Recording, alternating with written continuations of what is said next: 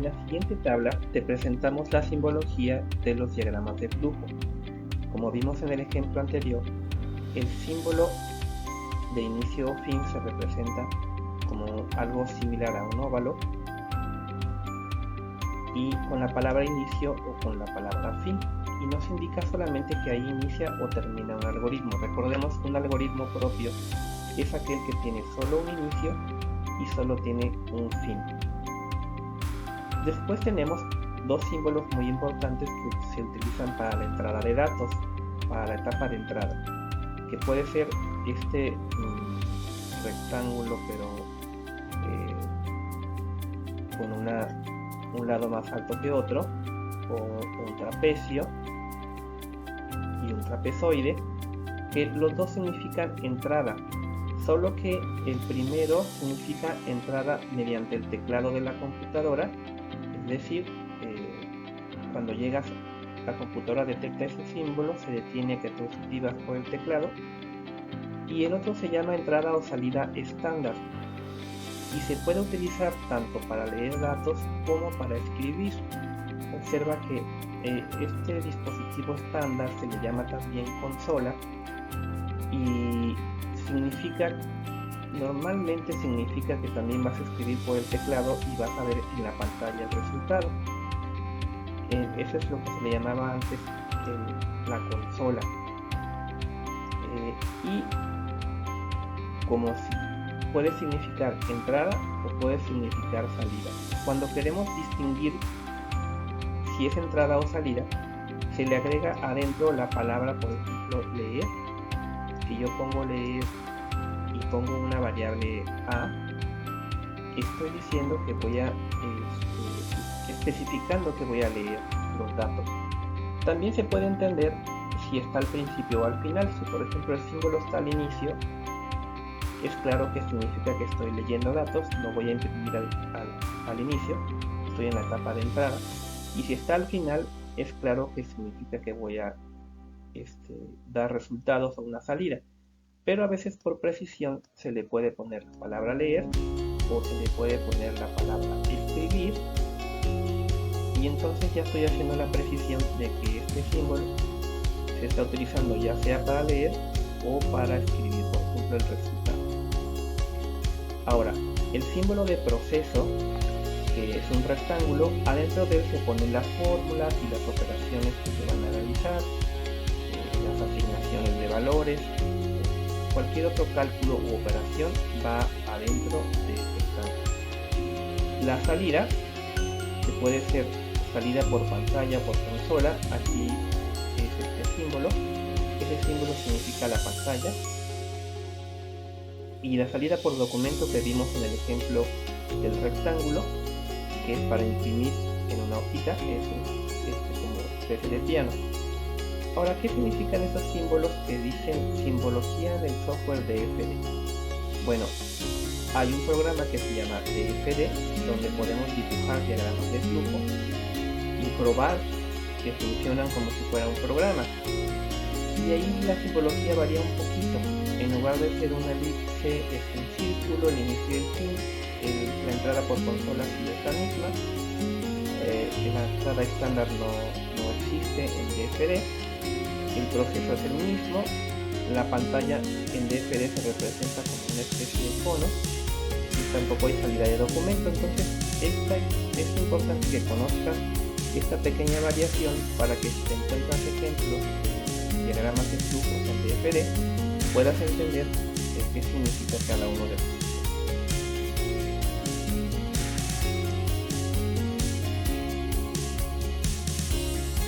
A continuación veremos algunos ejemplos de algoritmos secuenciales muy comunes. Por ejemplo, vamos a ver el ejemplo de cómo calcular el área del círculo. Tenemos nuestro símbolo de inicio, donde se inicia el proceso, y pasamos a la entrada de datos. Se lee el radio de la circunferencia. Recordemos que leer significa pedir. Vamos a pedir el valor de R, es decir, si nuestro círculo tiene un radio de 3, entonces aquí en el teclado escribiremos 3 y la variable R se asociará al valor de 3, es decir, tomará el valor de 3 a partir de este momento. R será igual a 3. En el siguiente paso vamos a hacer lo que se llama una asignación. ¿Qué es una asignación? Es darle de manera directa un valor a una variable que nos va a servir para hacer algún cálculo.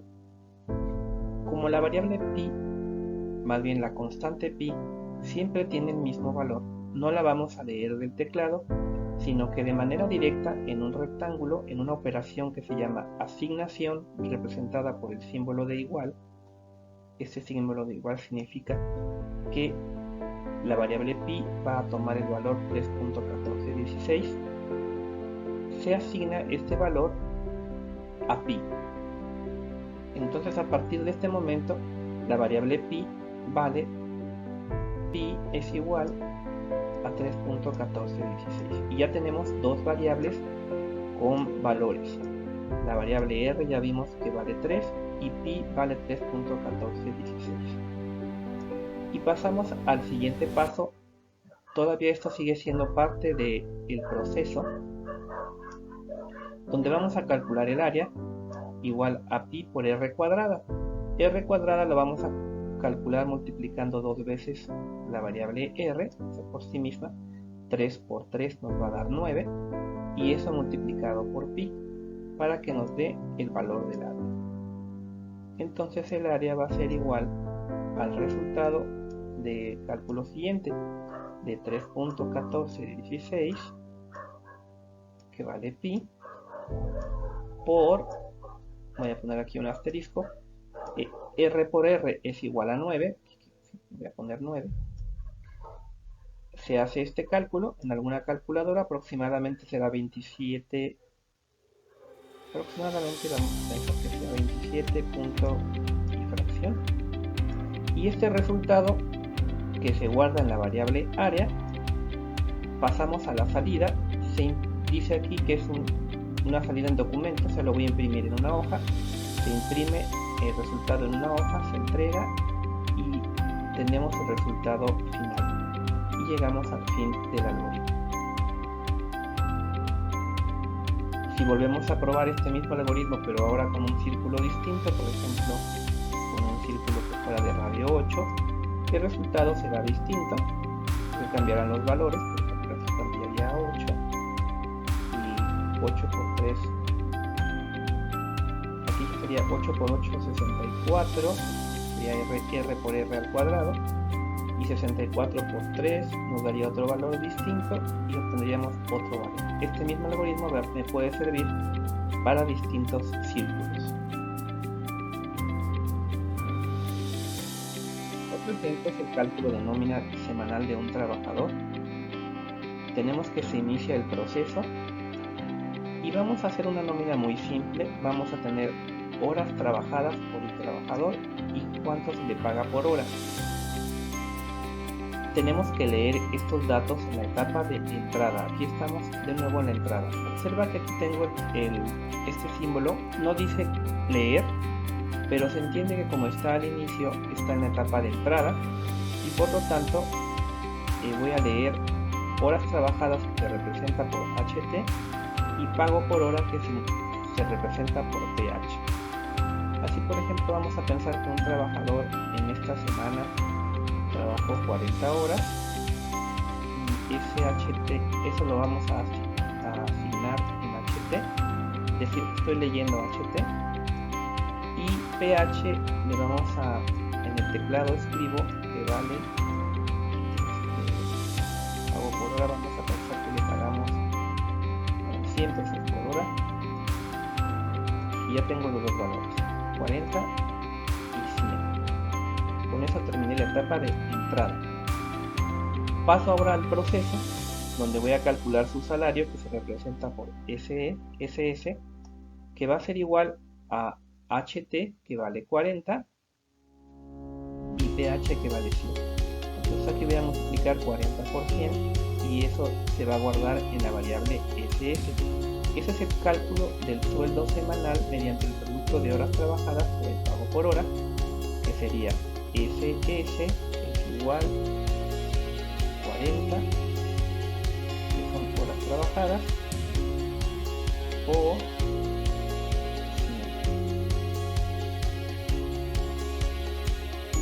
100. Y eso sería 4000, porque ese S quedaría con un valor de 4000.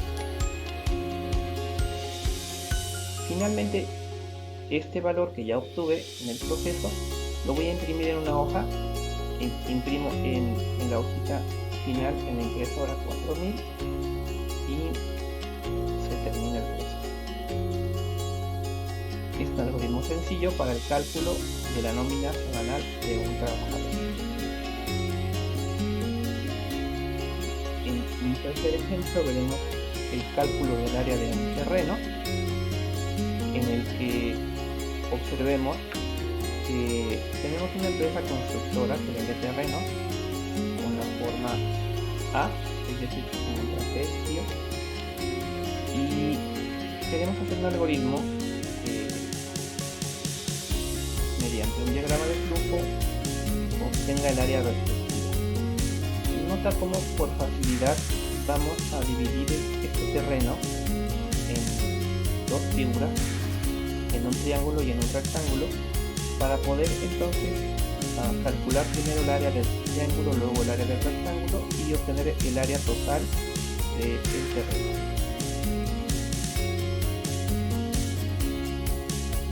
El ejemplo del cálculo del área del terreno. Vamos a ver cómo se inicia el proceso, el algoritmo. Primera etapa, que es la entrada. Vamos a representarla con la letra E, entrada. Que en este caso se van a leer la altura y la base de la figura. Recuerda que teníamos tres medidas, A, B y C, para representar el terreno. Leemos estos tres valores, les asignamos algún dato. Por ejemplo, A es igual a 10, B es igual a 8 y C, que era un poco más corta, podría ser igual a 7. Y a partir de estas medidas tenemos, por ejemplo, un terreno que pudiera tener esta forma.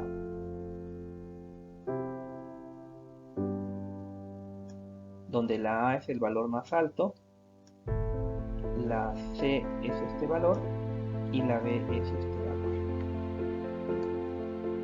Para calcular el triángulo, el área del triángulo, por ejemplo, necesitamos tener la altura del triángulo, que sería este pedacito, no sé si se alcance a entender, que sería A menos C. A menos C, que es este valor, me da la altura de este triángulo. La base del triángulo es B y la forma del triángulo es base por altura, que es A menos C entre 2. Entonces, con esta fórmula, que de momento pudiera parecer un poco extraña, estoy calculando base, que es B, por altura que sería A menos C, que es este pedacito que ya señalamos.